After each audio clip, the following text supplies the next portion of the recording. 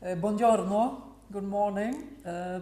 President of the Province of Potenza, Mr. Nicola Valluzzi, dignitaries, officials, representatives of the Italian government, of the region of Basilicata, of the Province of Potenza, and many mayors and foreign guests.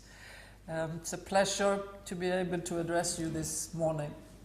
Let me first thank the President of this Province of Potenza, Mr. Nicola Valluzzi, for hosting this very important meeting.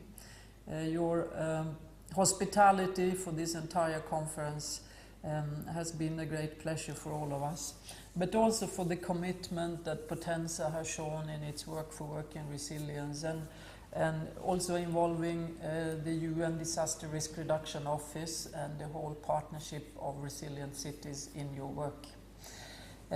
This conference that is going to take place in the next few days is an important stock-taking event for Potenza, but also for all of us who collaborate with Potenza. I know that for 10 years officials and communities have been working on their resilience.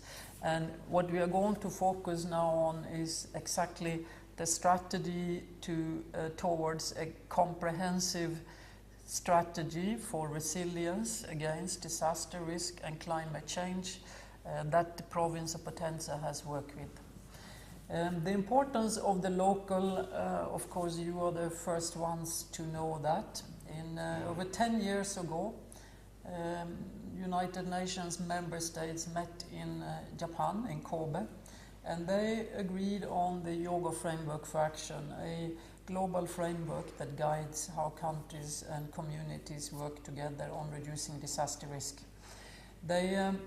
This was just after the catastrophic Indian Ocean tsunami, which was the strongest earthquake to date, recorded, also causing a major tsunami, killing well over 200,000 people in 14 countries in the world. And this became the trigger for a very strong sense of that we have to do something, that this is unacceptable, and much more determination needs to go into risk reduction. It became also very evident that if local authorities and communities are not well prepared and know their risks and plan for the risk, we were not going to see more resilience at the community level. So with that spirit, now 10 years ago, also here in Potenza, of course, the work started. Now, at that time, the focus, of course, is on government's responsibilities. But over these past 10 years, it's become very clear that governments cannot do it alone, that they need the engagement of all of society. And in particular, the recognition over these past decade, but also now as we are discussing the next 15-year framework for disaster risk reduction, the focus on the local authorities and their communities is very strong, both in terms of their knowledge and their capacity, but also on how they need to be strongly involved in planning, preparation, and taking the lead more firmly as they prepare for their resilience work towards climate change and disaster risk reduction. Today, after 4 years, the United Nations Disaster Risk Reduction Office, we were wondering how we can mobilize local governments, give more visibility to their work, and at the same time increase the interest in what they are doing. So we launched a campaign, Making Cities Resilient campaign, and today it's got well over 2,600 participating local authorities in all continents in the world. In Europe alone, 660 local authorities have joined the campaign, and today, since we are also nominating the province of Potenza as a role model, it joins 14 other role models in Europe. So what is a role model? Well, it is a local authority, and in this case it's the province that has demonstrated expertise but also willingness to lead in an area of work. and the area of work can be different. Here in Potenza, what we particularly would like to recognize is the work engaging with all stakeholders in the community. An inclusive approach to community resilience is, of course, a critical instrument. Unless community organizations and individual citizens and all parts of society is involved, the resilience will be very difficult to achieve over a long time. The stage where we are now is, of course, 100 municipalities in Potenza over in 2014 in the summer together signed up to the campaign. They also have done the local government self-assessment, and this means that they are now very aware about what their strengths and weaknesses are, and that's the foundation for the collaboration and the guidance that the province can offer in this work. And above all, of course, it is also the instrument for how the municipalities can work with the various community groups. As part of this work, a number of stakeholder groups, of community groups, have engaged and also analyzed how they can take responsibility and contribute to the process of building more resilience. And in that process, today you will hear a number of experiences that they have, what their commitments are, and I can assure you that this is a very critical contribution both to the work locally but also important to share internationally and regionally. I have learned also here over the past day, as I was able to visit you during the weekend, a lot about what Potenza has been doing. A few particular things is the focus on safe schools, where investment in better school buildings and the quality to make them safer, but now also efforts on including disaster risk reduction, resilience and climate adaptation into education, including environmental learning. I think are efforts that we would like to applaud, recommend, and hope that they will be successful. A lot of focus on infrastructure, a very important area for resilience. Environmental assessments, looking at issues that have to do with the environmental sustainability. So what you are doing here in Potenza is a strong recommendation is to integrate the work on climate change, on disaster risk, to ensure the sustainability and viability of your development model here.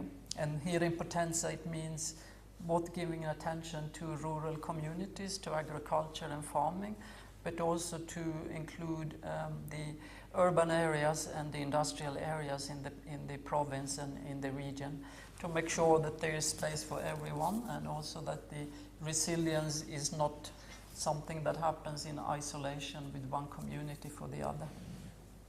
So that's both what happens at the local level, municipal and regional. At European level, we have had a strong cooperation with Italy and the civil protection for many years, and Italy has provided strong support to the international work on disaster risk reduction, not least through hosting an all-European conference under the Italian presidency of the European Union in 2014, with a very high-level ministerial conference that took place in Milano. And that conference issued a major declaration on behalf of Europe that has provided a solid political support for all the work that is going on in Europe, and given a strong input also to the global discussions. We are now, as we speak, 45 days from the United Nations World Conference on Disaster Risk Reduction. It's 10 years ago since we had a similar discussion. This time we have updated and revised the international framework for disaster risk reduction. And this revision and updating has of course been done on the basis of widespread consultation over now almost 3 years. We started in 2012 in March. When we launched the consultation, we have talked with local governments, with parliamentarians, community groups, national governments, of course, and many specialists.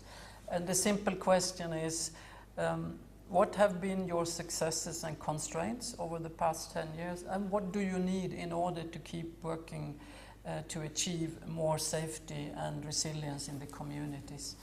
On that basis, we proceeded to offer governments some text on which they could continue their discussions.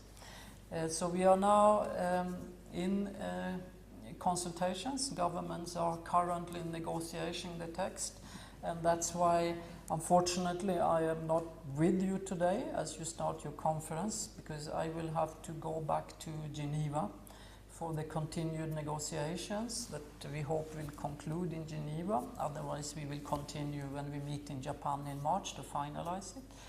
And of course, I hope and trust that governments will agree on a document that will assist countries, local authorities and communities to continue their work towards reducing the losses to disasters and achieve a higher level of sustainability in our social and economic models. I know that the team here in Potenza, at the provincial office of Potenza, working with the now 100 municipalities and their staff, has done a tremendously important job over the past 2-3 years. And I'd just like to conclude my comments this morning with recognizing them, with recognizing Alessandro Attoli, who has led this work, but also his entire team and his office of very committed staff. And I trust that with the support of the province, with the support of the provincial leadership, the region, the municipalities, this work will yield results in the near future, but also require work that continues over quite some time, and that is sustained. It is not a one-time effort, of course. These are efforts that have to continue over years in order to ensure exactly what we are using in the title of the conference, namely the resilience of communities and nations. I wish you a very successful conference, and I look forward to hear about the conference, or follow your discussions, but also to be able perhaps to visit you again and continue to follow the work that you are doing here, because I know, I'm very convinced from what I now have learned, that this will be important for many other local governments and their communities around the world. So thank you for joining this conference, and I wish you 2 very successful and intensive days. Thank you.